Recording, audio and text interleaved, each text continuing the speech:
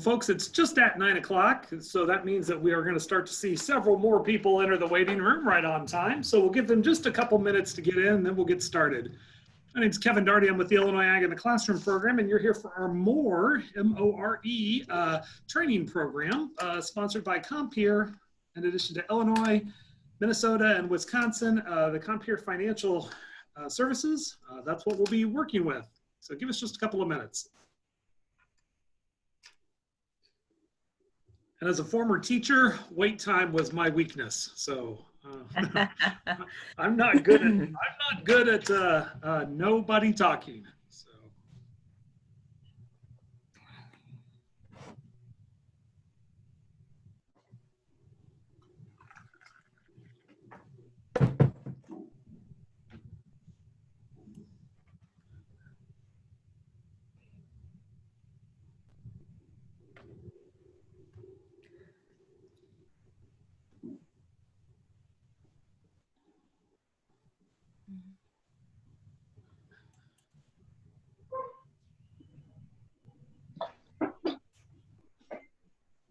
Hello, this is Felicia. Can anyone hear me? We can, Felicia. Yes, Can you see me? Not sure if we can see you or not. I don't have access to that, but we're going to use the chat feature for most of the things. So, Felicia, I'm showing that your video isn't on. Oh. So if you look in your lower left, it may say stop video or video. If you could click on that. Okay, now it shows that it's open. Okay, and then when we're doing the talking, I click on the mute part on my side so that you don't hear background noise. Is that correct? That's correct. Actually, we'll be muting everyone, and then people will, our hosts will then unmute themselves. So. Okay. And Tessa just came on, Kevin. There she is. Perfect. I'm going, yep. We get her admitted. I'm going to make her a co-host.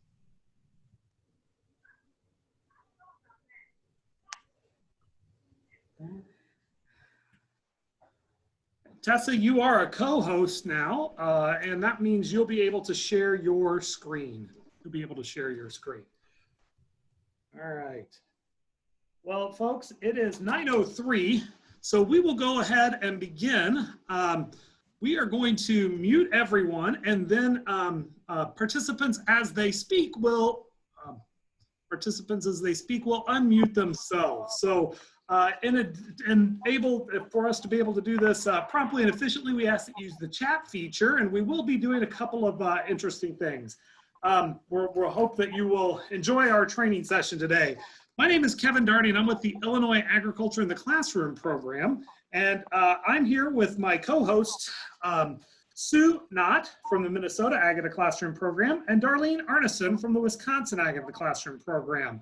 This is a joint effort between the three states for a grant from Compeer Financial that helped provide the materials for this, this program for you as teachers. A little bit about the Illinois Ag in the Classroom program.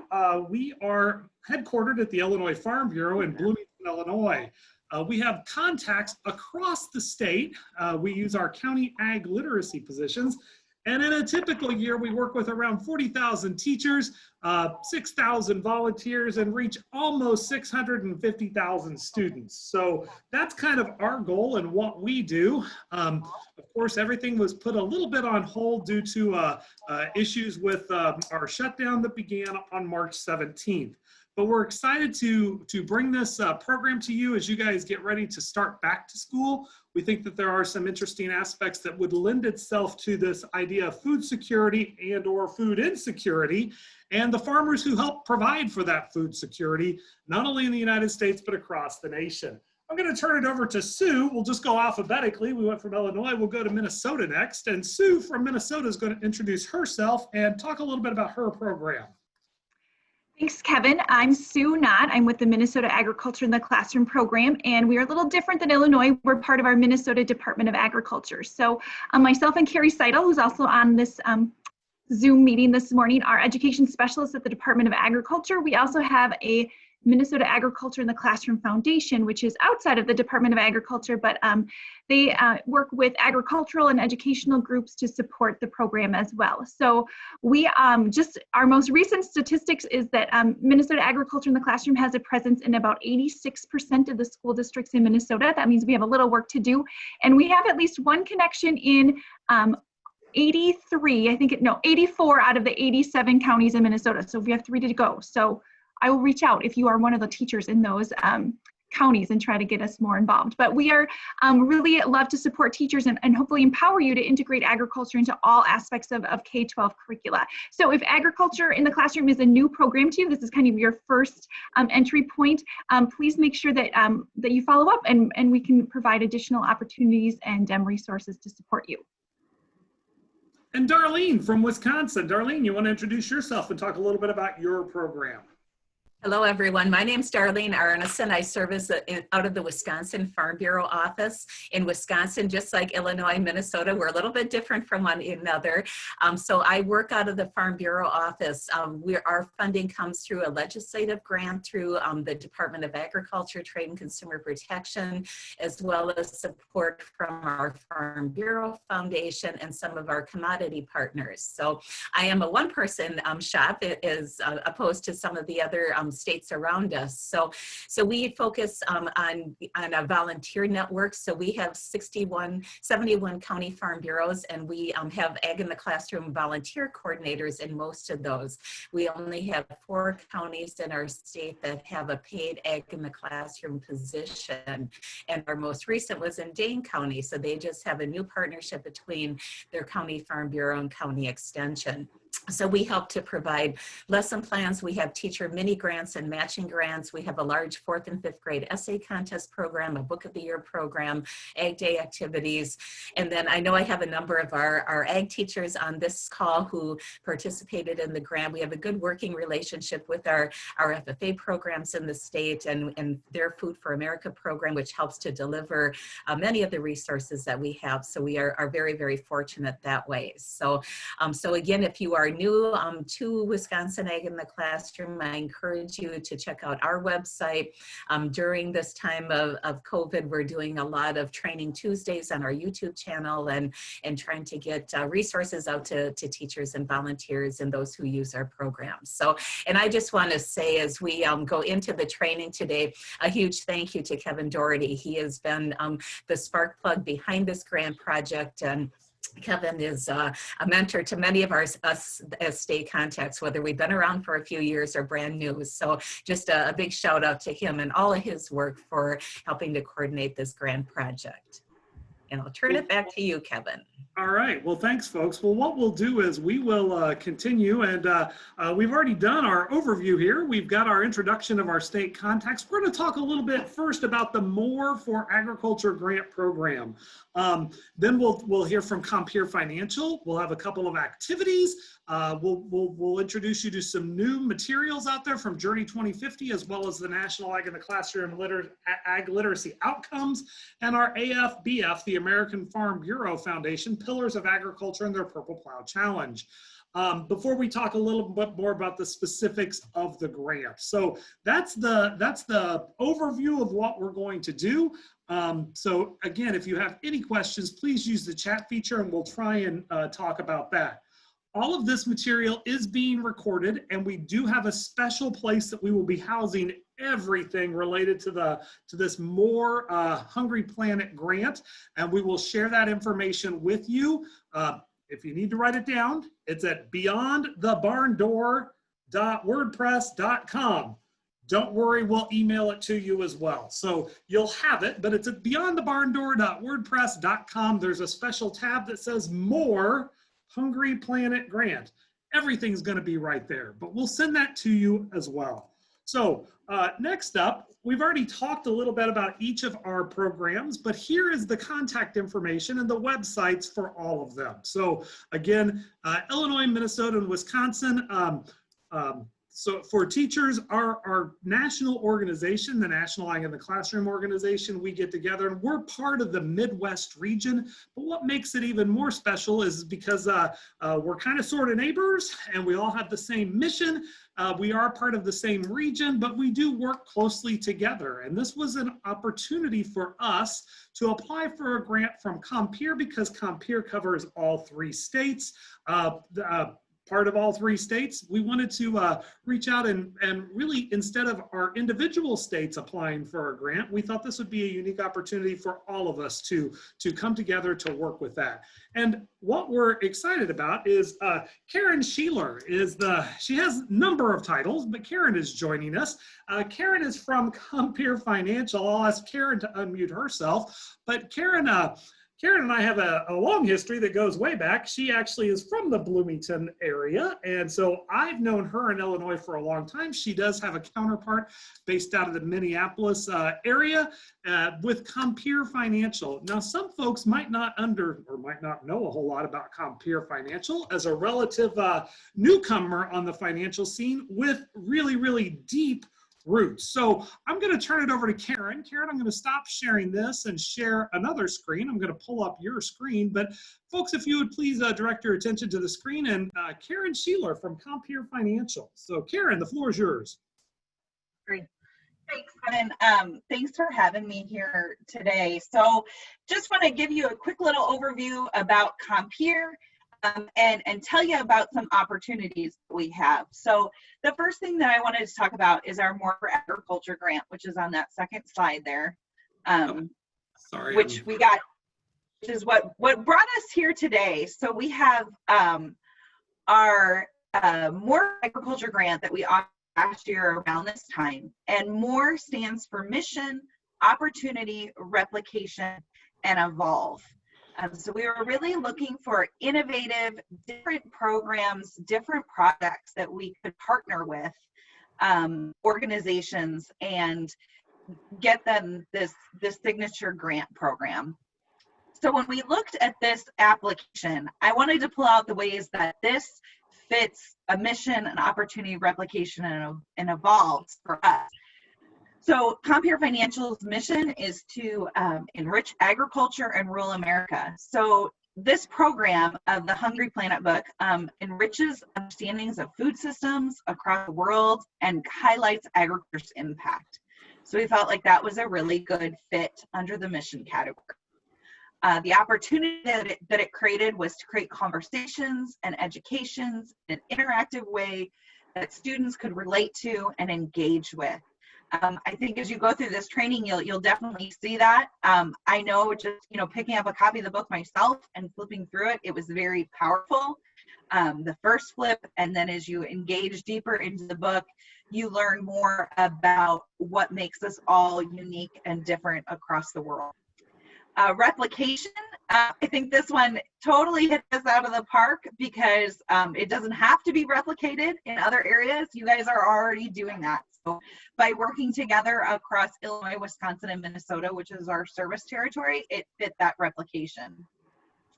And then evolve. I think that this really is something that the book and those who are educated with the book will evolve their thinking. I mean, it'll empower students to create change and understanding about food insecurity. And more importantly, I feel like it is a home run on the important cultural understandings. I think when the grant came up last year, we noticed that, but I think in this new world, it definitely is something that's going to spark some good conversations about what makes each of us unique and different. So on the next slide, I'll show you, I know we've talked a lot about Compeer and who we are, but just to show you our service territory, we cover 144 counties in Illinois, Wisconsin, and Minnesota, and we're a farmer-owned cooperative. So for those of you, I hope many of you know of the Farm Credit System, know of our predecessor organizations, First Farm Credit Services, Badgerland Financial, and Agmart Financial. We merged in 2017. It feels still a lot new, but it's been 3 years and all the trains are running on time and we're doing some really good work. So we're the third largest farm credit association in the farm credit system, which is a nationwide system. There's about 70 different ones across the country.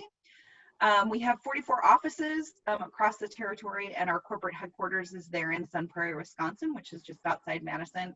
And we exist to champion the hopes and dreams of rural America. On the next slide, one of the things that came out of the creation of Compeer Financial, and one of the first things that our board of directors did before we were even officially formed, was dedicate 1% of net earnings to giving back. So in 2019, that resulted in $3.7 million given back. And the More for Agriculture grant is one of the grants that is part of our corporate giving program, the Fund for Rural America. Through that fund, I just pulled a couple statistics for you guys to see. We directly had an impact on 1.2 million people and have touched the lives of more than 75,000 farmers across our territory. So that's pretty exciting work. A lot of our work does involve youth and agriculture education. So this is a perfect fit, and this Hungry Planet program is a perfect fit there. On the next slide, just wanted to give you a couple things, plant a couple seeds. Of course, this grant program that brings us here today is great, but there's definitely local opportunities in your counties and in your areas. About 57% of our giving is on that local and county level. So for everybody on this call today, if you're in our service territory, you definitely have some opportunities. So we see a lot of Ag in the Classroom programs on the county level come through our general use grant, which is open in November and May.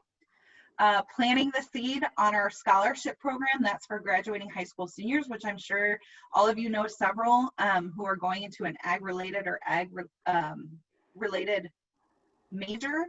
That opens in January. And then, of course, our agriculture education classroom and equipment grant program, that's mostly geared towards high schools, but a lot of you are educators, so you're in that realm too. So those are three programs that I think definitely can apply to you and your network. So just wanted to plant a seed about that.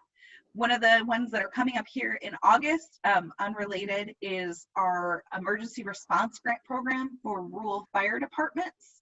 That'll open in August. It's one of our bigger grant programs, but definitely trying to help rural fire departments respond to emergencies in our communities.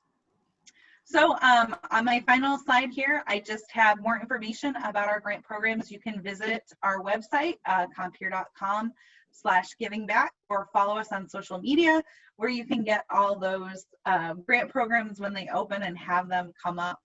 But more than anything, thank you for having me here today. Thank you for giving me a couple moments to talk about the work that Compeer does. But really, just wanted to thank Kevin and Sue and Darlene for collaborating on this effort and really making a really broad impact and kind of thinking outside the box. And then also to all of you teachers who are going to roll out this program and really plant some seeds. I think this book was important earlier this year, but is even more important today in this new world, and really we're going to make an impact with this. So if you have some really good candid stories about how this book makes an impact, I'd love to hear them as you reach out, and our board would love to hear that as well. So thank you for your time today, and good luck with your training. Thank you, Karen. We really appreciate that. Again, it's been a pleasure to work with Compeer and Karen, and Karen's counterpart from Compeer and their service territory, Melanie, who's based out of Minnesota. Those two are kind of an island. She described it in the Compeer service world, but really doing that outreach to others, the general community, and on behalf of their farmer members. So with that, we're going to talk a little bit about the book. This is a book grant, so we're going to talk about the book and what it actually is. I'm going to get back to my slides here, and let's go to our slides where we're at. Presentation mode, here we go. It's the book. It's the Hungry Planet book, and you are each receiving classroom sets of this when you meet the grant qualifications. We'll talk about that in a little bit, but I don't know if you can tell or not, but it's they're pretty thick books. So the book itself is about an inch thick. They come in boxes of 10, and Darlene will tell you they're very heavy boxes. Darlene actually had the books for Wisconsin delivered to her home, and she'll be distributing them out of her home. Fortunately for me, the ones for Illinois came in on a huge pallet, and they're downstairs. But you're getting classroom sets of this book, and it's called The Hungry Planet: What the World Eats. And one key factor of this, and I've got a Time magazine article that's really easy for you to link to. We won't do it right this minute, but again, I'm going to make copies of this PowerPoint available. But this Time magazine article gives you a brief overview as you prepare to receive the book. One thing that we like to do during our teacher presentations, and we use this book a lot. This is a staple for our teacher training. This is a staple for our pre-service work. And it's really about relating people around the world, how we can all come together, because one thing we all have in common is we all eat. And so around the world, people eat, and it brings us all together. So with that, I want to talk about this, and one key aspect that you can use for this is what we call a gallery walk. So what we've done with this is we typically pick five families from around the world, and what you'll see is the beginning of each chapter, there's a huge 8.5 by 11 picture of a family with a week's worth of food. And the book by Pete Menzel, he was a photographer for National Geographic, and he went around the world and he took a picture of a family with a week's worth of food. And basically his premise was, hey, if you let me interview you and put your picture in my book, I'll buy you a week's worth of food. So what we do is we split this up. And one thing I would encourage you to do with this book when you get it is make some copies, maybe take one of the books and actually laminate it. So you have a fully laminated set. One cool activity to do is a gallery walk. Take the introductory pictures from each chapter, and again, I'm just going to give you 2 to play along with this, and do an activity, think, pair, share. Spencer Kagan, his educational theorist, there you go, for you folks looking for PD to capitalize with your administrators in the audience. Spencer Kagan, educational theorist, and his activity on corners, think, pair, share, his activity of what do you know, and then multiplying what you see after you think about it, sharing it with a partner, and then sharing it with everyone. So using the chat feature, I have the family here, and this is a family that is in the Sudan. They're in Chad, they're a refugee family, and with this family, you not only see their week's worth of food in front of them, you also see their grocery list and how much it costs. Quickly, what I want you to do is in the chat feature, I want you to look at the picture and look at the week's worth of food and find one thing that's startling about this, one thing that you notice about their week's worth of food, and put that in the chat feature. And because I'm not real good at the wait time thing, I will be quiet and wait while you put that in the chat feature. So.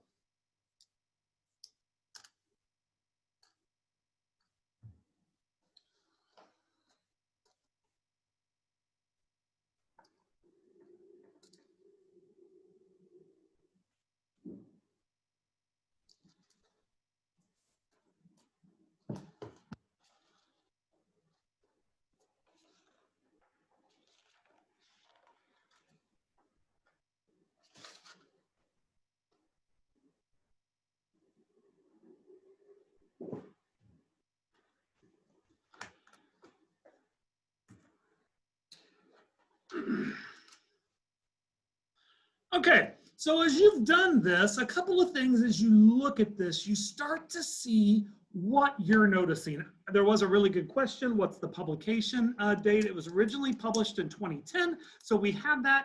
Are prices adjusted for inflation? No, they're not. Those are the 2010 dates. Yes, that is a little old, but one thing to keep in mind is this is not a representative.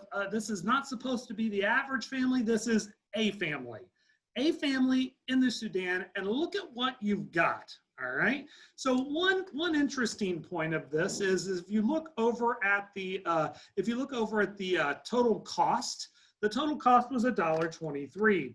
On my way into work this morning, I stopped at the local Hy-Vee and got myself a 54-ounce iced tea. It was on sale today at Hy-Vee for 99 cents. All totaled, basically that would cover 6 out of those 7 days for this family. And that's on unsweetened iced tea from Hy-Vee. So basically I'm drinking brown water for basically the same cost as this family fed their entire family for 4 weeks worth of food. Another thing to notice on this is how much money do we spend on other stuff? So this family, they get their corn and grain, and the interesting part about this is it breaks it down. It talks about the portions and where does it come from. Well, again, they're getting a ration. It's a corn soy ration. It's a sorghum ration. I wonder where that comes from. Well, being from Wisconsin, Minnesota, and Illinois, one of the things that we have in common is the Mississippi River. As corn and soybeans flow down the river toward the port of New Orleans and around the world, some of that ration is coming from us. Again, it was free. One thing that a lot of pre-service teachers noticed is there is no dairy, very little meat, fish, or eggs, some fruits and vegetables, no condiments, right? And water. Pretty important to notice this too. If you look in the back of their, information here, you see the water in the, I would call them gas cans. That's where their water ration comes from, right? Water for all purposes, as Tyler notes, they get 77.7 gallons. Now, during the shutdown, all 3 of my children have been home. I have a high school senior who will be a college freshman. I have a high school senior who will be in grad school, and I have a 24-year-old that lives at home as well. If I don't take my shower before those 3 do, they drain 100 gallons of hot water a day in showers. And these folks get 77.7 gallons of water for everything for a week. Everything. Eating, drinking, cooking, flushing. And I know we're poor, and some of you are in poor counties and that kind of stuff, but we're in the United States. Remember, folks, we flush with clean water, right? So one interesting part for your students to see is, what about water? So this isn't an activity you have to do, but just something to think about it, and water conservation, and where does it hit and how does it happen? You know, earlier we were talking some counties that were in needs of drought, and now we've got too much rain, and what happens? So there's a lot of extension activities that you can do with this. Let's look at the next slide. And I picked this slide here, and this is a family from Guatemala, just an average family. Take another minute and look at this and put in the chat room what you see.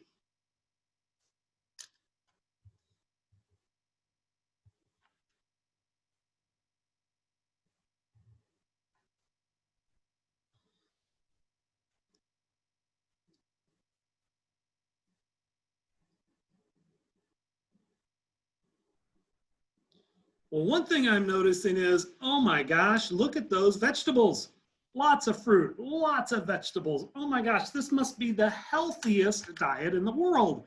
Typically, that's one thing that I see when we do this activity and we pass this out. People talk about this being healthy, If you read on in the actual book, when you talk about it, it actually talks about how the mother in this family, she's seated over there to the side.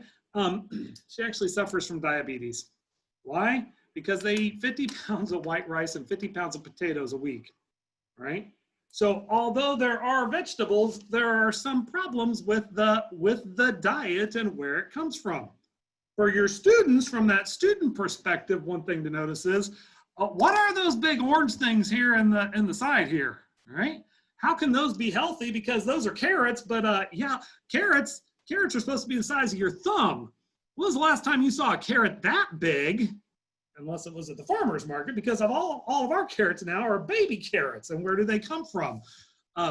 Seriously, have had college-age students in pre-service education classes that are like, really? How do they? I thought baby carrots just grew like that. They haven't discovered the whole idea of processing because they have been so far disconnected from their food sources. So There are 30 families that are highlighted in this book with activities such as this. Another activity about this is, another activity that goes along with this is a number of people talk about dairy and being little dairy. I just picked two. I could have picked the United States. I could have picked Germany or Japan. The lady from Japan, she talks about how she feeds her family and she spends 2 hours a day preparing her students' lunch for school. I'll be quite honest, my son, after he was about 7th grade, he was in charge of his own lunch, but before that, I might have spent 3 minutes making a lunch. You know, it wasn't a 2-hour presentation thing that we were talking about. So I think there's some really cool activities that go along with this. Additionally, there are other books, and Menzel did other books, and there are books out there about how many calories in a person's diet. It's called What I Eat. There's a separate book for that. This was designed as a coffee table book, really to showcase what people eat around the world. There is another book that goes along with this called, that has more charts and graphs with it. I would highly encourage you to go with that, and it's called What the World Eats, that goes along with it by Pete Menzel. It includes charts and graphs, and it talks about the number of McDonald's per capita. So it has these really cool charts and graphs. And that one is right next to the percentage of obesity, per capita. One thing that you might notice is in that chart or graph, your students might notice that the more McDonald's a country has, the more obese it is. So causation and correlation, does McDonald's or fast food, does that cause obesity? No, but we have more choices and it's out there.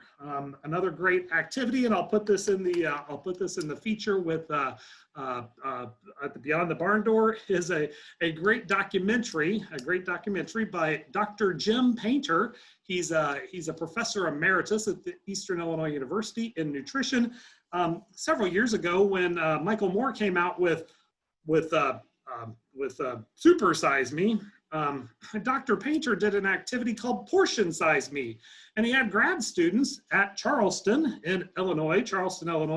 It's not a big town, but he had them eat nothing but fast food for a month, and they lost weight because they didn't just eat anything, they ate the right portions. So the food didn't cause them to gain weight, it's the portions, and it's how much you eat. So just some cool activities that go along with that.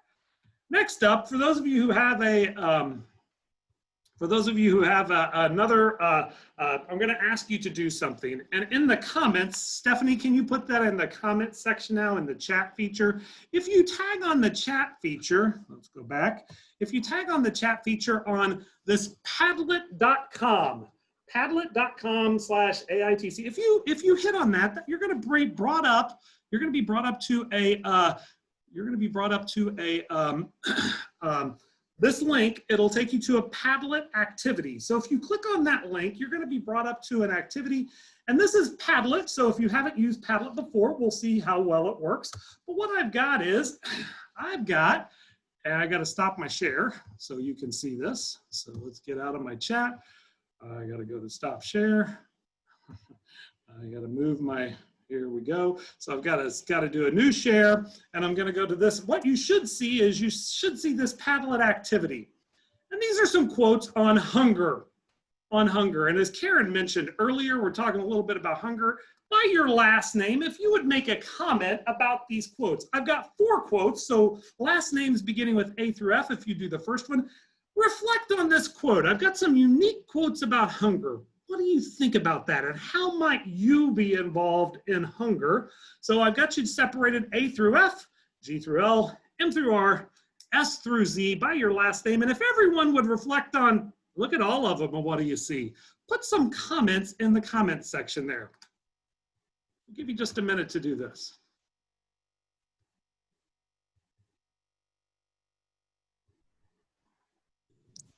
Could someone please post that link into the chat for us? I think it is, but we will put it in there again. Stephanie, if you could do that again, that'd be great in the chat box.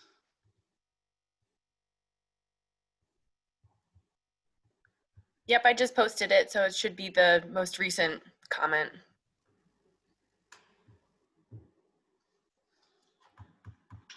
I still don't see it coming through. I don't see it at all. Or is it there now? I don't. Yep, I can post it again here. Right there, I just posted it in the chat. When you post it, you have to post to everybody, not just like panelists or anything. Oh, I'm trying to get there too. See here.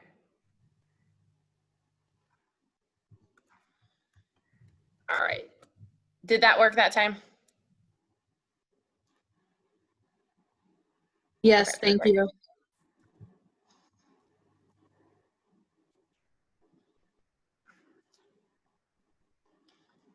There you go. Yeah, she was going to everybody in the waiting room. Thank you. Gosh, we're all learning so many new things about this. And then Stephanie, do I have to refresh this? No, there they come. Okay, I'm sorry. One more. Could you remind us what we're doing now in the Padlet? I was kind of distracted by trying to get there. Just give me a reaction to this by your last name. So if you read the quote from Mother Teresa, what does that mean to you? What do you see in that?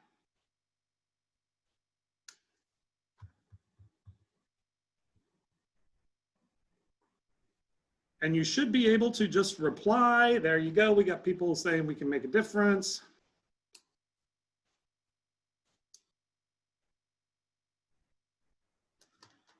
We need free breakfast programs.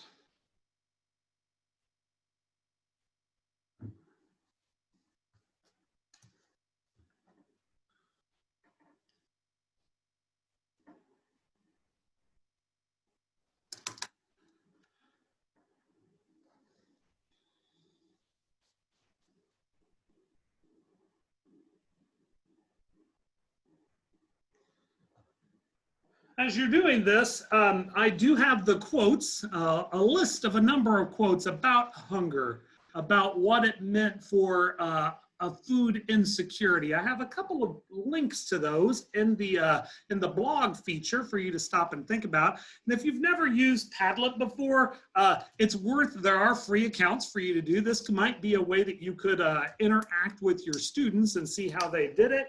How you do it. It's a cool activity for them to stop and see as opposed to just waiting or posting in the chat feature. One thing to think about here is I posted comments from Carl Sagan, Mother Teresa, Dolly Parton. I didn't do the one from Bono. It was a little long, but there are quotes there. Maybe one thing that you'd notice is I posted quotes from celebrities, not policymakers. I wonder what the policymakers would say. It's something to stop and think about. Dolly Parton making a difference, obviously. Mother Teresa making a difference, obviously. Bono, with his money, trying to make a difference, doing those type of things. But what about our policymakers and where do they come from and what do they think about it? So something to stop and think about with this is, there are so many kids that don't get enough food in our country, and so many of them are good at hiding it. One thing that we noticed with schools across the United States was as schools shut down, food service didn't shut down, making sure that we were trying to take care of those food needs as we go. All right, the second thing, as a former teacher myself, I knew the kids that didn't have back in the days when I was teaching back in the 80s and 90s, back in the days of testing, my kids, they didn't come to school. If they hadn't had anything, I was supposed to get them to focus on a test if they hadn't had anything to eat, right? And, was it too cool to take free breakfast or what was it? And those were junior high students. So that idea of nutrition and how important it is to our students and where they come from. You can't focus if we don't need to take care of those higher level needs unless we take care of those basic instincts that the students have. So as you go through this book, there's a great picture of a family from the United States, and they spend $300 a week, $350 a week on food. versus a family that spends $100 a week on food from the United States, and what they're trying to do to live within a budget. One thing I will caution you about as you're doing this, specifically with the families from the US, be sensitive to your students and their socioeconomic needs, where they might come from.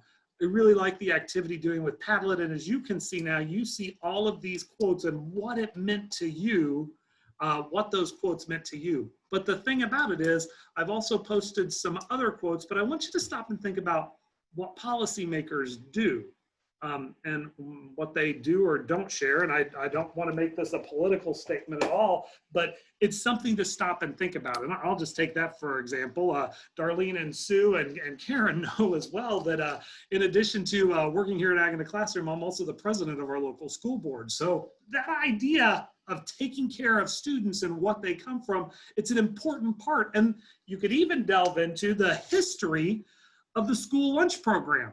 So with this, the Hungry Planet, we actually on the Illinois Ag in a Classroom website, and I'll make sure I post it, have some activities based on the history of the school lunch program. So something to stop and think about as you are continuing to use the book, The Hungry Planet. So I'm going to stop that screen share there, and I'm going to turn it over to, next up is Sue Knott is going to take us through this next section about utilizing the National Ag Literacy Outcomes, as well as some other lessons from the curriculum matrix from the National Ag in the Classroom organization. Sue, it's all up to you. You've got your screen already shared. Perfect. Yeah, thanks, Kevin. So, Kevin, you know, those are some great introductory activities, way to use the books in the gallery walk, the Padlet quotes. I want to share with you some lesson plans and curricular tools that our National Ag in the Classroom organization has created. So I'm going to go to our curriculum matrix, which some of you are familiar with. You mentioned them in your applications for this grant. But for those of you who are not familiar with the curriculum matrix, this is your lucky day. I was also a teacher like Kevin for about 10 years. I actually taught in Mishicot, Wisconsin and Watertown, Minnesota. So I never ventured to teaching in Illinois, but that would have been cool if I would have been in all 3 states today. But anyway, this curriculum matrix is free and it's really fast and easy to use. It's over 400 different lesson plans that you can search. And as a former teacher, I felt like my 2 biggest challenges were time and money. I never had enough of either of them. So this is free, the curriculum matrix, and it's really fast and easy to use. Before I go to that curriculum matrix, or before we dive in, I want to talk just really briefly about the National Agriculture Literacy Outcomes, or we like to call them NALOs. So I'm going to go to our National Ag in the Classroom website, and here is the booklet that contains those NALOs. So there's 5 different themes, and I'm going to scroll down. Hopefully this doesn't make anyone sick by scrolling too fast, but you can read the, you know, the information, the research that these are based on, but there's 5 themes or areas that agriculture is important that are tied to academic standards in social studies, science, language arts, health, and nutrition. So if we look at these themes, agriculture and the environment, plants, animals for food, fiber, and energy, and then and keep going down, the theme that goes along with the Hungry Planet book and what we're talking about today best is this last one, theme number 5, culture, society, economy, and geography. So I'm going to scroll all the way down to theme 5 to show you the chart that lists these outcomes. So here we go, theme 5, there's some text, but this is the chart that you can see has different grade level bands. So we have K2 here at the top, 3, 5, 6, 8, and then 9, 12 is where most of you guys would fit. So the numbers at the side, this is theme 5, grades 6 through 8. These are the things within culture, geography, economy, history that are related to agriculture that students in those grade levels, those are things that we think they should know by the time they finish 8th grade. So you can look at them, you know, explain how prices for agriculture goods are determined. That clearly relates to the pictures and the things that we have talked about already and the rest of the content in this book. So these are tools that we use, Agriculture in the Classroom uses when we're developing lesson plans and other curricular resources. If you are an agriculture teacher, which I know we have a bunch of them involved with this grant, these might be helpful to you when you're designing classrooms and setting up curricular maps and things like that. If you are not an agriculture teacher, they also might be really helpful if you choose to apply for some of our Agriculture in the Classroom grants, which, by the way, there's some available right now. I'm going to bump over to this If you go to the Teacher Center, so this is agclassroom.org, our National Ag in the Classroom website. If we go down here to grants and scholarships, a new grant was just posted last week, our CHS Foundation Classroom grant. You can read through this, but guess what? If you include those NALOs or reference them in your application, your chances of getting this grant are probably much better than if you don't. So just some little background information about those National Agriculture Literacy Outcomes, or NALOs. All right, now I'm going to go to the curriculum matrix. So I'm in the Teacher Center curriculum matrix. So this is a collection of lesson plans, over 400, that are searchable by keyword, grade level, and subject area. So I noticed that we have some AP Human Geography teachers who received this grant. So I'm just going to search by AP, whoops, wrong letter, APHG. So I'm going to search that database of lesson plans, and the ones that have standards related to AP Human Geography are going to show up right here. So then I could click on those and go directly to that lesson plan. I'm going to be a little bit more general. Let's do a new search. Let's just do food. So I'm going to search again for that keyword, and I'm going to tell you right now there is going to be a ton. I think it's searching still.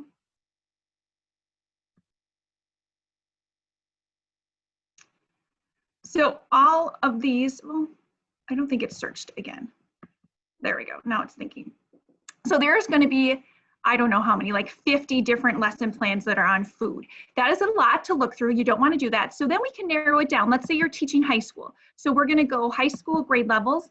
And let's say you also want it to be connected to some particular social studies area. Let's say specifically, oops, there we go. Let me do that again. So grade level, we'll do high school 9 through 12. And then let's say we want it to be connected to high school or social studies in economics. So then I'm going to search. It's going a little slow, but then this narrows it down. So we, instead of looking through 50 lesson plans, we maybe have 10 or 15 to look through. So another option for searching, and this is where the Hungry Planet book comes into place, is we can search through the companion resources. So let's see, we want to find lessons that are directly related to these books that you are getting a classroom set. So here's the book, The Hungry Planet. This gives some background information about it, and then it's also going to list the lesson plans on this matrix that use this book. So some information right there. Here are the lessons associated with this. So the first one I'm going to go to is Cultures, Food, and Communities Around the World. So all of the lesson plans on this matrix are set up the same way. This is one is for younger students, so grades 3 through 5. It gives you the time, the purpose, the materials for each activity. If there's any handouts like maps, pictures, worksheets, whatever, they support that, or they're there for you to link through. Vocabulary, and then every lesson has an engagement, how to get the kids hooked, and then the procedure. So this activity or this lesson plan has 3 different activities. I'm going to try to go back to my PowerPoint. I'm going to have you guys do a sample activity. So on a scratch sheet of paper, I would like you to write down these 4 countries. So the United States is the first one, Peru, Russia, and Japan. I'm going to show you a food that is common to have for lunch, for students to have for lunch in these 4 countries, and I want you to match them up. So the first one I show you might be from the United States, but it might be from Peru, it might be from Russia, it might be from Japan. It's your job to guess. So this is the engagement, or one of the first activities from this Cultures, Food, and Communities Around the World lesson. All right, I hope we're ready. Here's the first one, pizza. Domino's Pizza can be found in more than 1/3 of the schools in this country. So match that pizza up with one of the 4 countries listed. All right, here is option number 2, borscht. This colorful soup gets its color from beets and can be eaten hot or cold. So where does that match up? Which of the 4 countries? All right, third option, fish. Students in this country eat nearly their weight in seafood. Mackerel, salmon, and sardines are the most common. And then your last option is guinea pig. In this country, people have eaten guinea pig for many centuries. It's a good source of iron and protein. Okay, so I'm seeing that people are putting comments in the chat. That's awesome. I'm just going to go back and go through the answers. So pizza, United States. I was shocked, though. I had no idea that 1/3 of the schools in the United States have Domino's pizza in their cafeteria. So that's kind of crazy. Borscht is the Russia connection. Fish is the Japan connection. So students eat a lot of fish in Japan. And then last one, process of elimination, we're left with Peru is guinea, or students in Peru eat guinea pig. So this is just an example of an activity, and let's see if I can go back to, yeah, here we go. So I hope you're looking at the lesson back on the National Ag in the Classroom Curriculum Matrix. If you're not, let me know. But that's what I see on my screen. So this is the activity right here. Here's all the answers. Those pictures, I'm going to scroll back up the essential files, lunch cards, handouts, so you could print these out and cut them apart or show them on a PowerPoint in a distance learning situation like I just did. But they're prepared, ready for you to use. They're just taking a long time to load right at this moment. There we go. So there's more than one for the countries, but you can see pizza, milk, fruit. These are all the samples they're going to load. There's more of them too, but I'm not going to take the time. So anyway, I'm trying to show you that that these lessons are meant for you to be easy to use, not take a lot of your time to do them, but really provide some great insight into food around the world. That's what this one is about. So that's the first activity, what's for lunch. The second part of this is building from the ground up. And like I said, this is an activity for 3rd through 5th graders, but could be easily adapted to middle school and high school students. It has them look at South America, an agricultural map, which was up there in the essential files, but they're going to create a community. So you can see right here, and number 3, invite the students to pretend they are the founding members of a rural, underdeveloped area in their selected country. How are they going to feed these people? So thinking through, maybe things that they've heard about in the news or experiences that they've maybe had, the Hungry Planet can be used to do that. Okay, that's just one lesson. I'm going to go to another one. Let's do this. Oh, shoot. Okay, I already did those. So another lesson on this matrix is called Food Systems Feed the World.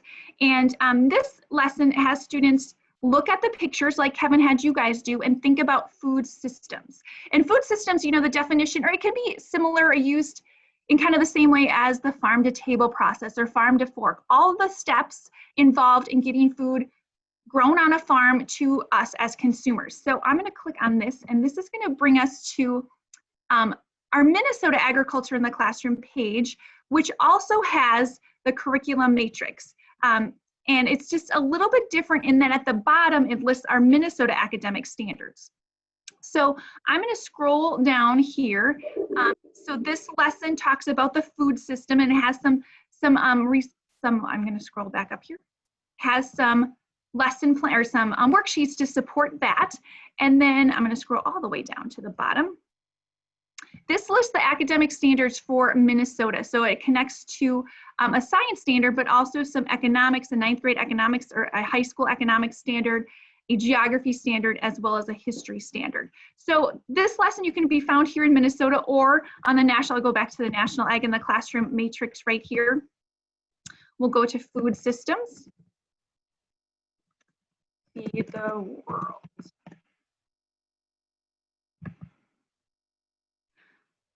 So this lesson uses the Hungry Planet book to have students look at those family portraits again after they learn about a food system and all of the different steps involved in those food system. Has students look at those pictures and like you guys did and think about how are the food systems different around the world and how does that impact what the families have to eat and the packaging that it's in and the quality and the shelf life and all of those other things. So check out this lesson. Food Systems Feed the World. I want to talk about just 2 more lessons, and we're not going to go to the whole lessons themselves. I just want to talk about the things that support them or the supporting pieces. So the 2 lessons that you could find on the matrix are Hunger and Malnutrition and Filling the Filling the Global Grocery Bag. And these have some really cool maps and graphs that I think might be useful for this lesson, but also just in general. So I'm going to go to this map that talks about nourishment. It's called the Hunger Map from 2017. These are linked within the lessons, but I'm just going to go directly to them. So this students would discuss, or you would discuss with them, what nourishment means. If you're undernourished, what does that mean? And then this map shows places in the world and their nourishment level for their citizens. Here we go. So the key is at the bottom. I will scroll down there. So it says prevalence of undernourishment in the population. So it's by percent. So this blue color, very low percent, all the way up to this dark maroonish color, which is very high. And you can see places in the world and how they rate. So that's a really great tool used in this lesson that could be used in conjunction with these books, as well as other places that you would want to connect about nourishment. And then also I want to go to these National Geographic charts that they call What the World Eats. And these are circle diagrams, or kind of like pie charts, that look at calories and what foods different countries in the world, the people get their calories from, and then also the calorie consumption. So I don't know what's wrong and why it's taking so long. Here we go. So here we look at the world, the daily calories, and where they come from. But over here, we can go to different countries. Now the size, see how the United States circle is like bigger than India? That's a designation that we have more calories. So I'm just going to click on India, and then we can see where their calories come from, and then the daily calories right here. So 2,458 calories per person. If we go over to the United States, we're up to 3,641. And look at how the colors are so different when we compare where those calories are coming from. So this would be something really cool that students could look at to compare calories around the world. You can also look at meat consumption, which I think is kind of interesting. And this is laid out in a little bit different format in these charts instead of the circles. But here we have Hong Kong compared to India. So really contrasting things around the world.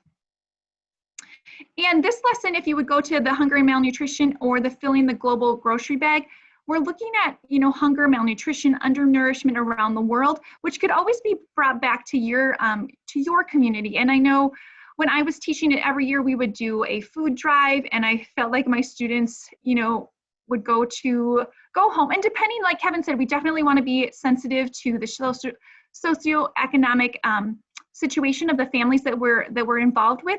But I felt like the communities that I taught, and students would go home and they would raid their cabinets and get the canned goods that they did not like to eat and didn't want to eat, and that's what they were giving away, rather than thinking through, what would be really beneficial to the people who were hungry in their community.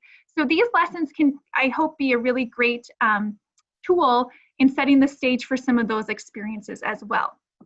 So that's my quick overview. Check out that curriculum matrix. You can search and find all of the things that well, not all of the things that you need, but some of the things that might be interesting and helpful to you as a classroom teacher. I'm going to go back to okay, this is sharing really weird. I'll close that. So one more feature I want to show on this curriculum matrix is the My Binder feature. So right here, you can go to add to you can go right here and create a My Binder. So imagine, a 3-ring notebook with your favorite lesson plans in there. That's what this binder is, except it's a digital opportunity to do that. So you click on My Binder, you create a username and password, and then if you find a lesson like some of these that you're like, oh, I would love to, reference that, I'm just not sure when or where, you can save it in your binder, and then you don't have to think about it or remember what it's called or go through this whole search feature. You can just save it in there and then go to My Binder, and they're all listed there for you. So this curriculum matrix is a really great tool. If you can find some great lesson plans that are connected to the Hungry Planet books, but also some great lesson plans that are connected to all of the other things that you are doing in your curriculum. So please use that, and if you have questions or need some help getting started, I would be happy to lead you through that. So Kevin, I'm going to throw it back to you. Actually, no, I'm not giving it back to Kevin. I am going to introduce Tessa, And Tessa, we're running a little bit ahead of time because I talk really fast. So I went through my portion a little bit faster than I thought. But Tessa is here, Tessa Matuzik with Journey 2050. And our National Ag in the Classroom organization has partnered. And she's one of our program people that the National Ag in the Classroom works with. And she's going to share about Journey 2050, which is another really amazing free resource that looks at agriculture on a global scale. So Tessa, take it away. Perfect. Thank you so much, Sue. I appreciate the intro. Can everybody hear me okay? Perfect. Hoping so. Okay, wonderful. So my name is Tessa Matuzak, and I am the program manager for National Agriculture in the Classroom. And my role with NACO is to really assist in the use of these really neat, fun, free educational programs called Journey 2050 and Farmers 2050. So I'm going to talk about Journey 2050 today, and I think it's ideal to flow with what you all are talking about and the focus of this grant. So I'm really excited to share. Journey 2050 is a free educational program that was built around world food sustainability. It provides youth with a unique opportunity to explore this global challenge of how do we sustainably feed the world by the year 2050. And our world population is estimated to be nearly 10 billion by that year. So with that growth brings a lot of questions and concerns and some thoughtfulness that's really required around how we function as a world, as a community wholly. This program is ideal for grades 7 through 12, but is used below sometimes or above. Teachers love to kind of explore different aspects of it and make it fit their grade level. But again, 7 through 12 is where we kind of gear it towards. It can be completed in 7 hours, and that's just the basic. That's just going through things as kind of minimal as possible. It can be expanded out much more and beyond. Everything's provided. All the resources are free. This program offers a virtual stimulation where students get to play a fun and interactive game that differs a little bit level to level, that really helps them explore this global challenge of how to feed the world through a global lens. And as they interact in the game, they start out by farming in 3 different countries where they interact with 3 different families, and these are real families. So you'll see what their farms look like in person, or not in person, see what they look like in real life with real farm families that work with Nutrien, who was the developer of these programs. So students play the game and interact with these different families. They get to make choices and they see what their ripple effect is as they play and go through the different levels, and they see that they have negative and positive consequences come from their choices. So this program is a really fun way to kind of bring home what sustainability is, talk about all different topics that come through when we discuss what sustainability is and looks like and how do we understand it. And it was designed with the help of industry experts and teachers. So whether or not you have an agriculture background or not, this program has all the resources provided for you and the background information, so you can just pick it up and go with ease no matter your background. So again, the year 2050 is going to bring a large population. And with that, we are looking at needing to nearly double our food supply, if not more. So that's going to require having to thoughtfully think about how we produce our food, store our food, transport our food, use our food. It's going to put more pressure on agriculturalists in the yield of what we produce, so how much is produced. And with that, there's always challenges that we can't predict and have no control over, like weather and pest and consumer demands and how they change what we like to eat and what it looks like or tastes like. And sometimes we can get ahead a little bit, but there's a lot of challenges that come with feeding the world. So Journey 2050 is currently programmed at 7 program levels. We just added a 7th level this last year. So all the things that you've been talking about all morning are really wrapped up into this program throughout these levels. So I'm really excited that I get to share about it. Level 1 is all about an introduction to sustainability and what that looks like, how we define it in the program.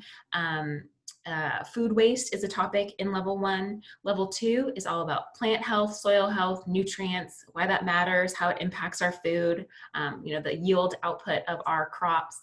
Level 3 is all about water and conservation, how we use it. As Kevin mentioned, how much we use in the shower. We use a lot of water. Level 4 is all about economy and trade. So we talk about cost of things, trading goods. Level 5 is land use in the world. So the culture culture, cultural impacts of where we live around the world, what we buy and sell and trade, and how we use our land presently, in the past, and possibly what it's going to be looking like in the future. Level 6 is all about careers, and that's actually a really fun level where the students get to build a career avatar rather than play a game. So it really explores the concept of how we all are touched by agriculture in our lives daily, and how many careers, beyond just being a farmer or somebody that, you know, sells at a farmer's market or has a job in the industry. We have so many different careers that are touched by agriculture. So you might be designing a label for that milk carton that's sold in the store. Just a fun level. Level 7 is all about new technology and innovations in agriculture. So super fun things like drones and robots, using the technology we use in our everyday lives already in the fields, and how we can create new and exciting things to really better feed us more sustainably. And then we redesigned the program summary to focus on kind of more of an action level, where it's optional, but we definitely encourage it. It's all focused on project-based learning and understanding how we can make a change in our local community and beyond. So Journey 2050 is, the game itself is only for level 1 through 6. We don't have a level yet for 7 to play. And there's a few different ways we can play this game. You can play through the web browser, you can download the app, or you can download the program directly, the file, onto your device. And I know I only have a few minutes today, but I will share in the end that I have a training coming up, so you all can join me hopefully in a few weeks if you have more questions. But in Journey 2050, we talk about sustainability kind of in this image of the sustainability barrel, and we talk about economic, social, and environmental factors that kind of create how sustainable we are as a community. And essentially here, we're always looking at the community is only as successful as its least developed factor. So we always want to be continually bringing those up together as level as possible. This is also how we keep track of score in the game. We did some updates, as I mentioned, so that 7th level is now a part of Journey 2050, and we revised the program summary to focus on project-based learning. And we also have now incorporated some service learning in action pieces, some resources, some lesson plans that are free to use for every level, so 1 through 7. And these came from a collaboration between Nutrien and the WE organization. And they were really developed so that students could focus on addressing food security at a local and global level. So those are just some free resources that are available to you to utilize in your programming. So to get started, all you need to do is visit journey2050.com and create a free teacher account. And that's just your basic info, so we know where you are and how to contact you if we have exciting updates like a new level come out. And also when you register, it's going to send a ping to your state contact in National Ag in Classrooms Network. So Sue, Kevin, and Darlene will receive an email when you register to know that you're a part of the Journey 2050 program, and be another resource to help you through this utilization of the program if you have questions, or you can always reach out to me. So visit journey2050.com, create that teacher account, and when you do so, you will log right in and be able to access the curriculum right away for free under the Begin Program and Step-by-Step Guide. Everything's broken out level by level. You can download everything at once through the zip folder, or go piece by piece. And we have everything provided for you. So the lesson plan is there, a PowerPoint to go with it, video, that game again to really bring home that information that we've learned in each level through 1 through 6, a bunch of additional resources and enriching activities. There's always a fun interactive activity provided for you to use as kind of a pull-in to the lesson. And it's also similarly set up to those lesson plans that we just saw in the NACO matrix. You can also find Journey 2050 in the NACO matrix, and you can pull things from there for free. If you can, we encourage you to create a teacher account so that way your local state contact is aware that you have registered, and you can learn about exciting Journey 2050 opportunities if they come through in your state. With everything that happened due to COVID these last few months, we added a new webpage on journey2050.com called Journey 2050 at Home to help really create more resources and a place for everybody to land that maybe isn't sure how the program works. So that has been added with some additional resources for you. So an online experience guide, tips and tricks to using it at home, and understanding some things about how the program functions. And another cool piece that is an update due to COVID, the National Center for Ag Literacy, who is a partner with National Ag in the Classroom and Nutrient in all of this, helped develop some of the lessons, basically where we have the video online posted of a teacher presenting a lesson plan. So if you aren't able to do it for your students, they can access it right here, or if they need to go back and hear things again. So that is also a part of our website in there for you to utilize. Just real quick, Journey 2050 was brought to you in collaboration by all these worldwide partners. So again, Nutrient, which is a worldwide agricultural inputs company, kind of decided that we needed to create a program that would help bring interaction and awareness to world food sustainability. And all of these great organizations have helped bring this program to life from around the world and are using it. And August 13th, 1 p.m. Eastern Time, I'm going to be hosting in Zoom a free teacher presentation, kind of a little training on Journey 2050. It'll be about an hour long. Details are getting put into Zoom as we speak today. So if you want to join me, just visit our Facebook page, journey2050.com, and get the pre-registration information. And I think that that is about it for my presentation today, because I know I was short. So, or I had only 10 minutes. I think, am I okay on time, you guys? You're fine on time, Tessa. Can you take a quick breath? And at Sorry, I know, I'm so bad. I'm as bad as Sue, huh? Tessa, can you look at the chat feature and make sure you talked about all of those? I've been trying to monitor them, but I had a couple questions about specifics of the game, and I think you're better suited to handle that. Folks, we will post her information. We are going to form a private Facebook group for this, and we will post that on there as well. And it will be on our blog site that we've referenced, and we'll make sure that you have access to that. So Tessa, take a look at those chat questions, and I think Darlene and Sue were answering some of them. Want to make sure that we got all those questions answered before you go on. Perfect. Thank you, guys. I appreciate your help in there. So let's see, I'll just look from Amanda. Do students have to do the levels of the game in order, or can you skip around? So you can definitely skip around. It was designed to flow, 1 through 7, built that way, just because the lesson plans flow that way, and we kind of go from our basic understanding through topics that are more advanced. And then there is a piece to this program called a free teacher report. So the bonus to registering on journey2050.com is when you make your free teacher account, you're going to be given a free teacher code that is a code that the students get to plug in when they go to play the game, that will then generate a free report for you on each student as they play the game. There's a couple tips and tricks on how those reports work, and there's a couple guides on the website to help you. So I would encourage you to play it chronologically, 1 through 7, because then the teacher reports will function. But if that's not a concern for you, you can definitely just jump around and do as you please in the classroom. Let's see. Aspect of labor. Aspect of labor, meaning? Is there any aspect of labor, fair labor practices, etc.? Oh, that's a great point. Not currently.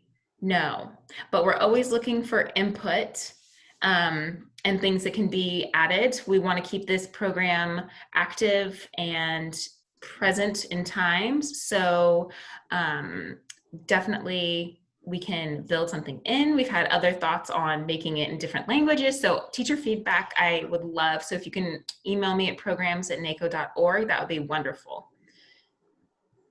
And then there's a question about the farm families that are represented for the United States. Can you kind of explain the farm families and where they're from? Sure. So the 3 farm families that are featured in the game, we currently have one from Kenya, India, and Canada. We hope to have one from the United States by the year 2021 at this point. COVID's kind of made everything crazy. But we have those 3 farm families that are real life families that Nutrient works with. And you'll have a little bio about them and info. And when you go into the farm game, which is levels 1 through 4, is really the farming game portion. You'll get to meet them, see what their farm looks like as you play, what you're growing is realistic, how much things cost, the issues that arise during the game while you play, those are all realistic to the families. We ought to shout out somebody's using their classroom and the kids love it, but also a gender and race issue would be great as well. one thing I would encourage you as teachers to do is also to take that upon yourself. Look at the questions that are asked of those farm families from around the world that they've talked about, and find a family in your area and interview them with the same ones. Let's do the work for these folks. Who knows? They might be the next featured family. But this is just like the Hungry Planet is 30 families from around the world. They're not an average family. They're just a family. So keep in mind what you can do locally and how you can model that. So,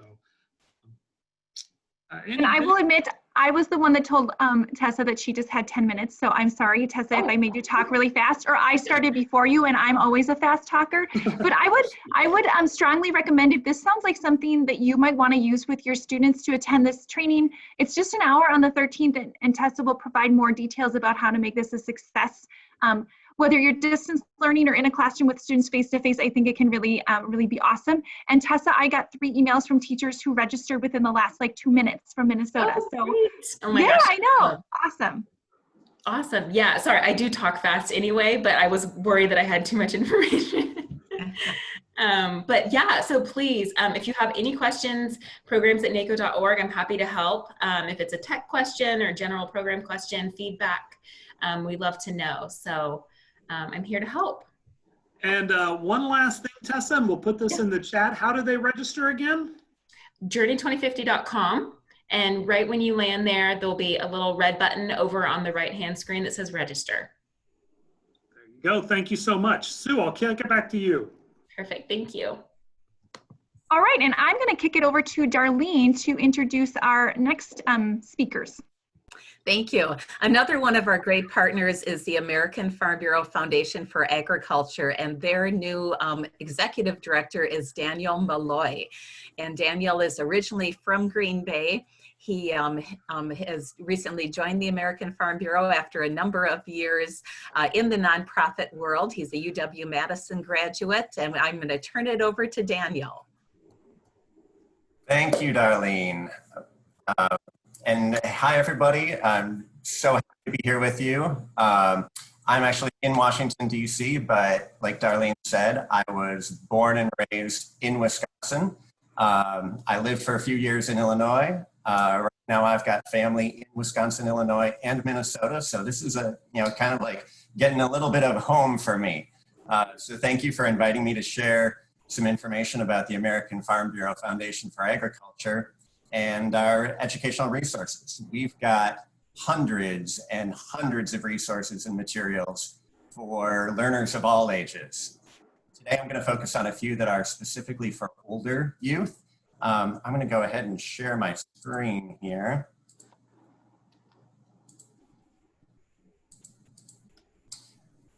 So the American Farm Bureau Foundation for Agriculture works to create a more agriculturally literate society, like many of us are doing. Do it through a variety of programs and educational resources. And everything that we do at the foundation is based on the pillars of agricultural, literacy. And the pillars is a planning tool. It's really a guide for the core knowledge that learners at various ages should be able to demonstrate. And each pillar focuses on the relationship between agriculture and an aspect of our lives. For example, the relationship between agriculture and the environment, or between ag and lifestyle, or technology. And by using the pillars, you can plan lessons that are age appropriate, that are relevant, and that move learners from awareness to discovery, to knowledge, to analysis. All the information about the pillars of ag literacy, including downloads of the planning tools, worksheets, other helpful resources, all found at agfoundation.org/pillars. So super easy to find, really easy to use, and really helpful as you plan your ag literacy efforts. Beyond the pillars, I'd like to make you aware of just a couple other education resources that may be helpful to you as well. Our Purple Plow Challenge is really great for STEM learning at the middle school and high school levels. With Purple Plow, students research issues related to food, hunger, and sustainability, and then they develop prototypes to solve a defined problem.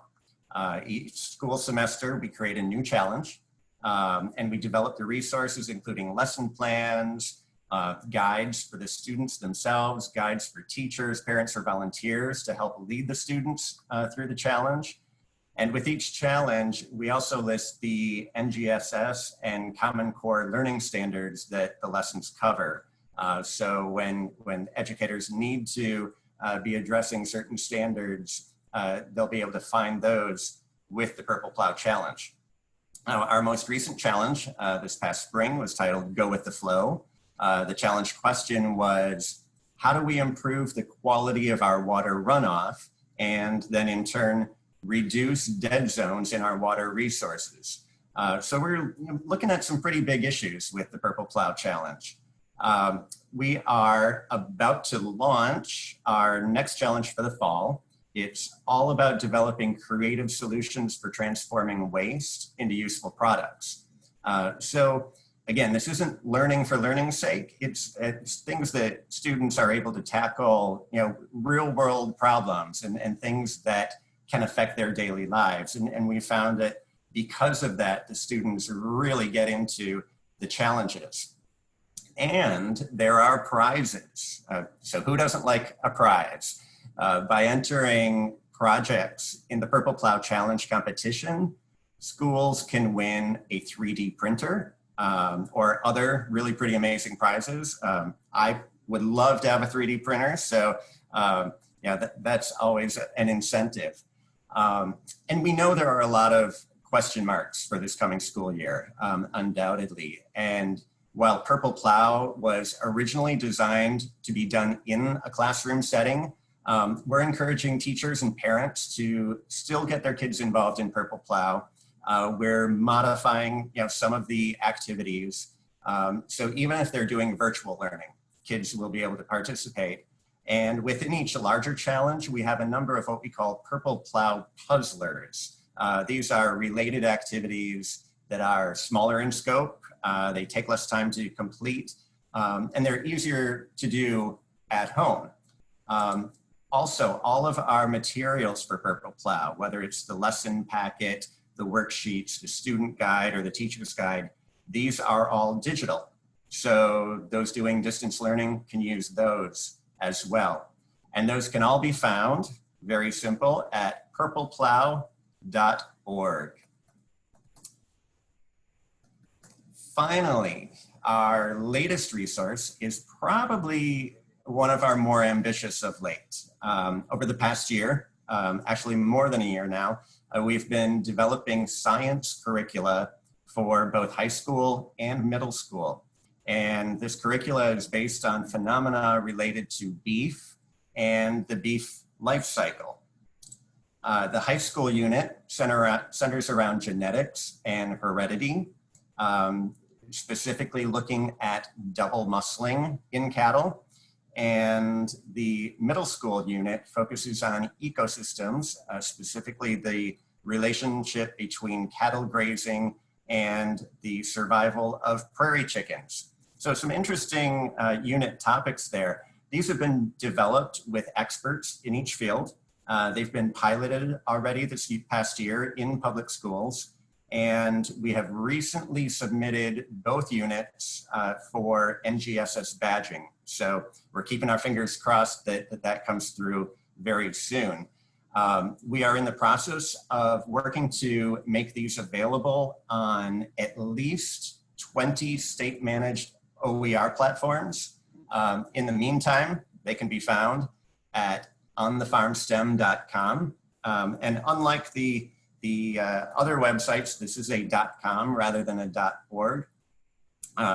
But we are in the process of rolling these out. Quite frankly, these are so new, they weren't available until yesterday. So you are among the first to hear about these units. So a lot of great things coming out of the foundation these days. We are focused more and more on distance learning, virtual learning. And so we're working to really move a lot of our in-person programs and materials that normally would be used in a classroom to make those available online. So I'm going to throw those websites back up again. And so I encourage you, visit the various websites.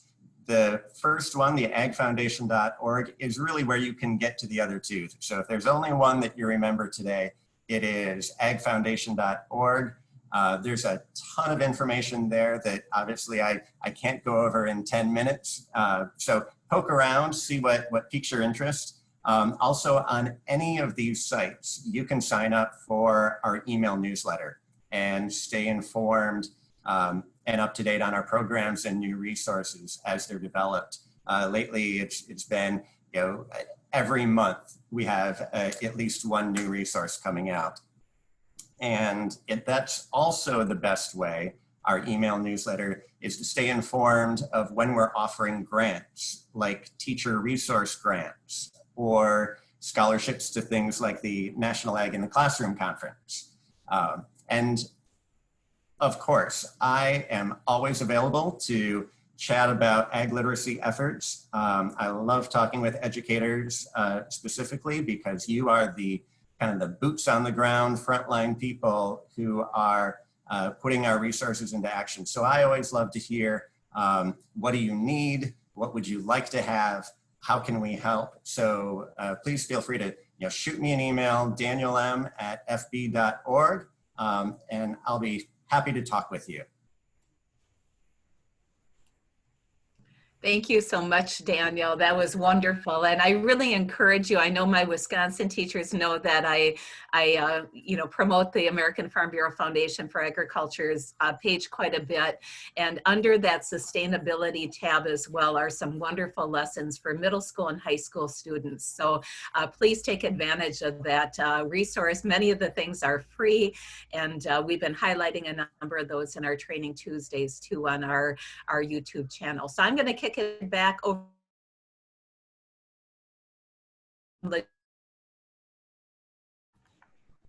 Because of the joy of Zoom, I think Darlene was kicking it back over to me. So this is Kevin again. And we're going to keep going on and go over a couple of activities that will help with this. All right. So how do you get your books? How do you get your books? There is a pre-survey we would like for you to complete before you actually get the books. There is a pre-survey, and it's a simple JOT form. We will fill that out. You did a JOT form to apply for this. You will get the pre-survey, and you will have an opportunity to complete the pre-survey. Then your state contact will be handing out the books. In a perfect non-COVID world, what we would have been doing is we would have actually had these training sessions in person and handed you the books. That was our plan. The best laid plans always go astray, but that was our plan. So we will be shipping those books to you, making sure that we get those to you somehow. But first, we need you to complete the pre-survey. It's really simple, pretty easy to do. So we will provide that link to you and make sure that you have an opportunity to do the pre-survey. After you've implemented the books in one session or another, we'd like for you to complete a post-survey. We'd like for you to complete a post-survey. Now, we're just trying to gauge your students' engagement from before until after they've used it to see what they've learned and how things have gone. We're not asking you to test the students. This is your perception of what you see with your students. Then there is a final report. There is a final report that is due May 31st. So the pre-survey, you can fill that out later. Some of you have already filled yours out. And then the post-survey you do after you've completed an activity. The final report goes over some of the questions, and I'm going to go back to share my screen. So I'm going to go share my screen, and we'll show you some of the questions that are located on there. We've done the supplemental lessons. We've talked Journey 2050. There are some opportunities for you to share and network among the more community, but our pre-survey, you will have the opportunity to complete that. Can be later today even. We talked about the post-survey, but your final report, please complete this by the end of May of 2021. The number of students reached, the classes that your books were used in. Again, it's fine. You could use it in an intro to ag class. You might find that your AP Human Geography teacher or a high school social studies teacher might find interest in that. We're hoping to provide opportunities for you to share this among your entire school with this, right? Did they accomplish their goals and objectives? We're going to have you fill out a form and ask about that. Did you do any pre or post assessment? Tell us what you did, how you use that. And then if you could please give us some information on your students' attitudes and understanding of global agriculture, food insecurity, sustainability, diversity of culture and foods, and any other observations. All right. So what we'd really like to stop and think about that is that diversity of culture and food. And there was some chat sections, some chat features going on earlier when we were talking about guinea pig during Sue's presentation. And that aspect of, guinea pig, you're thinking of the small little rodent in Mrs. Smith's class. But if you Google South American guinea pig, that's not what it is.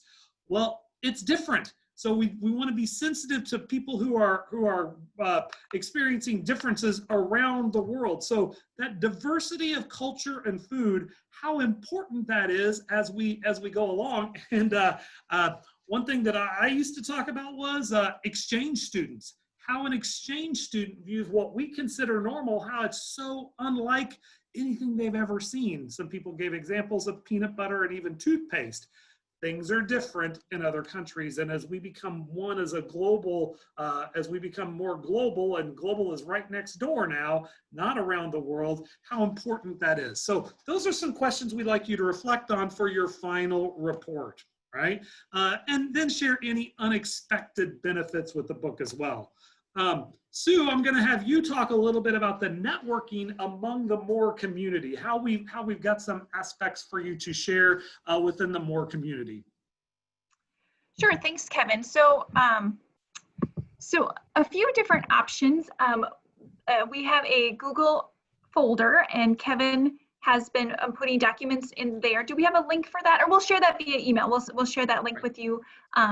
Where documents or other pieces about this will be saved. I also created a Facebook group just for this Moore group of grant recipients. I will put the web link or the address for that in the chat, and you can go join that group or ask permission to join, and then I will let you join. I don't think I'll hold anyone back. But then if you have ideas or things that you want to share, I've put in there a couple posts for Journey 2050 for the American Farm Bureau Foundation, and then also for the Curriculum Matrix. So hopefully this Facebook group can be a place where some of these resources are held that you can refer back to, and also a place for you to network among each other. And then I think, Darlene, if you wouldn't mind sharing about if you wouldn't mind sharing about the state sharing, you had a few ideas there that I think would be great to yes, if I could have Kevin not share his screen, that would be great. It's all yours. Okay, and then I am going to share mine and pull up. What we did is we took all your applications and made a document that's now on Kevin's website that has how all of you responded that you'll be using the different documents. And so I put in the names, the name of the school, and then the town and state. And we didn't put your specific contact information, emails, or phone numbers, but you can connect with each other through that closed Facebook page. But I was amazed at the variety of different ways that different teachers were going to be using this resource and classes they were using it in, and how they were going to connect to some of the other members and so on. So I think that's a great way that you can, share those ideas. And, some were very, very detailed as they did their applications, some a little bit more brief and so on. But I think a number of you referenced some different lesson plans that you had found available online. And so I really encourage you to take a look at that document. And that is all found, if you go to Kevin's Beyond the Barn Door website and you scroll down, it says the More Hungry Planet Training. And this is where a number of those documents are already. And so our overview PowerPoint for today, the PowerPoint handout, if you wanted to download the PowerPoint that we've been kind of the basic outline and so forth, I believe we'll be able to add maybe some of the other PowerPoints that were shared from the American Farm Bureau, as well as the Journey 2050 ones. This is where you'll also find the link to that pre-survey, the post-survey after you've implemented the project, and your final report. So if you want to take a look again at those questions, those are there. But then this is where you'll find that document, the PDF of how participants would use the books in their classroom. The other part that we have is a PDF file of all the Compere locations. And basically what we tried to do was to utilize what Compere had provided us for ways that you can reach out to those local Compere offices and share what you're doing in your classrooms, to share you know, some things maybe for their newsletters or presentations or meetings and so on, of how their outreach is really helping students and so forth. So we have a lot of great opportunities that way. So I will turn it back over to Kevin. Right, and Darlene, one of the things that we will do, some people are struggling to find the links, those kind of things, we will email you the links. Again, if we were in person, you would do it right now on your own tablet. We're going to email you this stuff so you have an opportunity for it. You should get a response that says, thank you for completing this pre-survey. So give us some time to get the books out. We got to get the information in. We've got to figure out where you're at. We got to get them shipped out. But one of the things that I hope that you'll realize is there are a number of ways that you can use this book. And we're giving you these books, and retail price of the book is $24.99, and you're getting classroom sets of those. So this is a huge monetary investment to make sure that that's there. And we're very grateful for our opportunities to partner with Compere. One of the local things that you can do to go along with this is careers in agriculture beyond actual farming and tilling. So Compere provides opportunities for working with finance, to working careers that are available. Don't know, and in every office things are different, but there's a local contact that you can reach out to include some career presentations and what's going on, showing those students that you can do these things in the future. So the Facebook, the Jot forms, all of those materials will be sent to you and will be made available to you shortly. Our goal is to make sure that you have an opportunity to work with this. Again, from an Ag in the Classroom perspective, we're interested in how can we tell the story of you folks sharing with your students what food looks like around the world. So if you have a great quote, if you have a phenomenal experience, if you've got a photo of your students using this in some way or another, please share with us. Compere might be interested in the newsletters, your school publicity, your local papers, the Ag in the Classroom program, and even at the national level, we're interested in knowing how you are using these materials. All right, one last thing, we pulled together and some activities here. Darlene, I'll go back to this, and some other extension activities that you might consider. I know we've given you a whole bunch of things, but some other extension activities that you could be available for. And Darlene, I'll have you go over these. I started sharing, so you've got them. Yep, you took it over. Perfect. And I will pull this up. So some of the different activities, obviously we've already learned about the, we've learned about the Journey 2050 resources and lessons and videos that are available, involving students with the food preparation activity. As we looked at those different countries, there are some pretty unique foods, some different ingredients, and that may give you an opportunity to network with your family and consumer science teachers, if you have a food lab as a part of your classes, or if the students, if you're doing virtual learning and they're doing things at home, hopefully something that their family might be able to prepare a meal from another country and to see. I think it was pretty amazing as you looked at some of those countries and how a number of their foods and so forth were we're prepared that, you know, they have some challenges. We also have the World Food Prize, which is out of Des Moines, Iowa. A number of you reference that in your application. So I would encourage you to go to the World Food Prize website, and we will be sharing that on the Facebook links as well, and being involved with their competitions. You could also have students create posters and displays that could be put around in the school and community and other venues.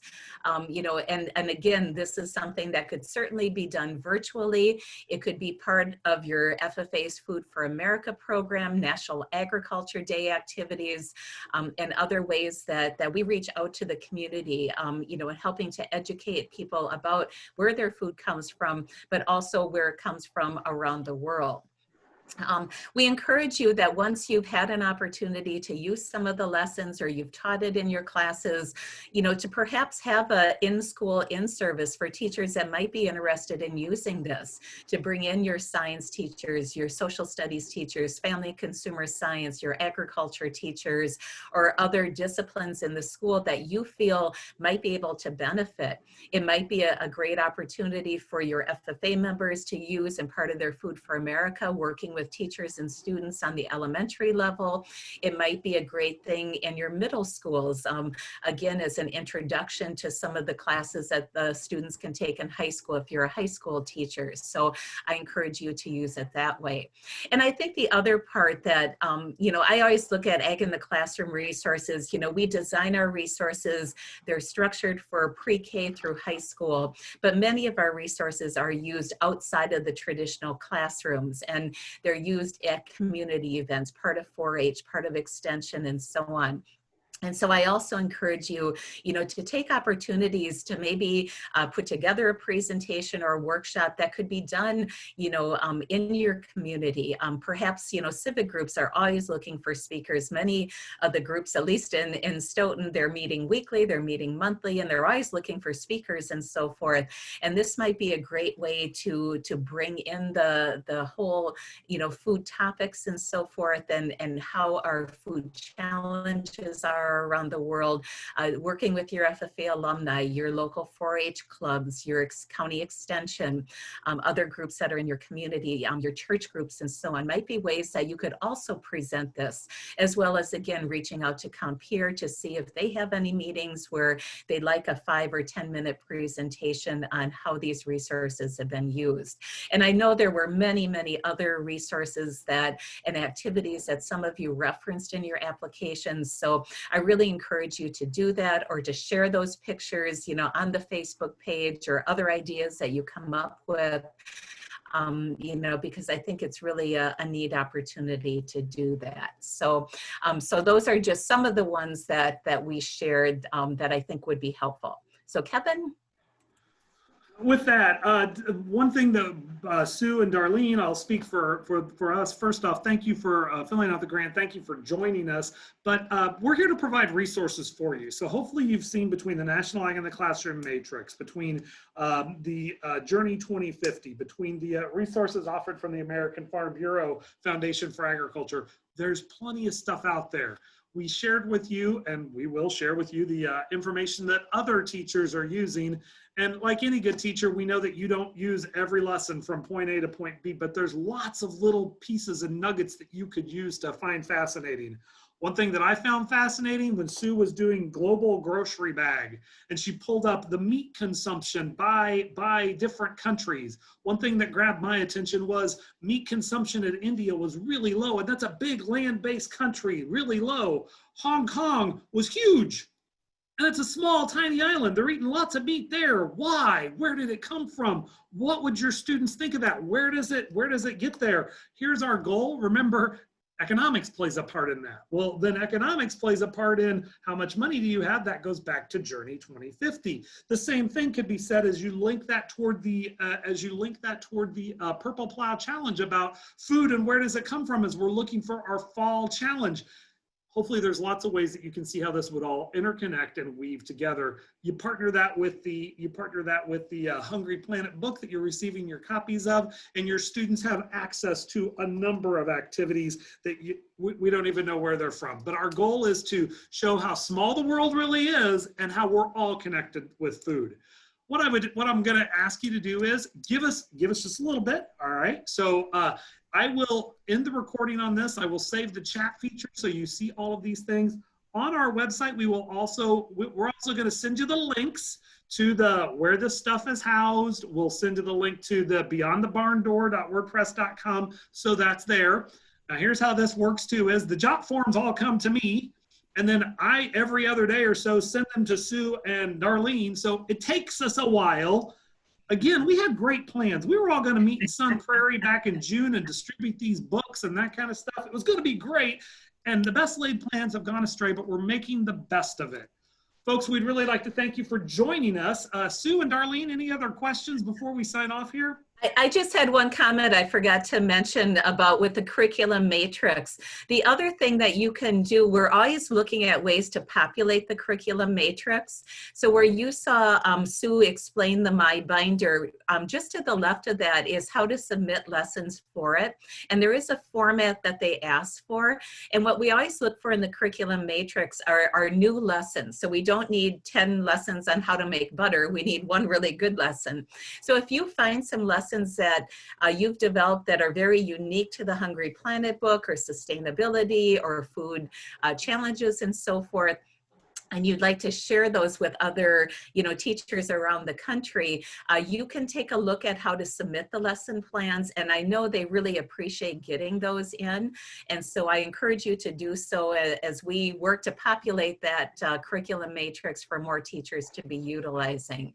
And for our Wisconsin teachers, I will be sending you a follow-up email either later today or tomorrow on some of the logistics of getting the books out to you and so on. Some I've communicated with already, and I will be taking care of that. I apologize. I thought I had the Facebook group ready to go. I even invited Darlene and it worked and it was fine, but there was one error. So it should work now if you want to go to the last link shared in the chat. It is working now. Carrie, my colleague, confirms. So I apologize. There was some mix up with that, but if that's an interest to you, please follow us on Facebook and we'll share lots of resources and hopefully you guys can network there as well. I'll share one other thing. The National Ag in the Classroom Conference is scheduled to be in Des Moines, Iowa next year, so relatively close for us, and that is the side of the World Food Prize. Another interesting thing is ag-friendly author Peggy Thomas is working on a book on Dr. Norman Borlaug. We're going to continue to provide you folks, the founder of the World Food Prize, but we're going to continue to provide you folks with lots of other information. Hopefully you'll find nuggets that you can use in your classroom this fall as we go into spring and we get used to new and unusual things. So with that, folks, give us a little bit to get this recording rendered. It'll be up there, and look for a contact from your state Ag in the Classroom person with more information. With that, we were hoping to finish up before 11. If there is anybody, I'm so glad somebody is jazzed to get this going. Thank you, Susan. We're excited to get them going for you as well. So if there aren't any other questions, we appreciate your time and we look forward to hearing about how you're using this as we get into the new school year. So we'll stay on the line and monitor the chats. If you want to say something, let us know. But otherwise, thank you very much. And again, thank you to our friends at Compeer. Thank you to our presenters from Journey 2050 and from AFBF. So thank you very much, folks. We appreciate it. You'll have a great day. Enjoy the rest of your summer.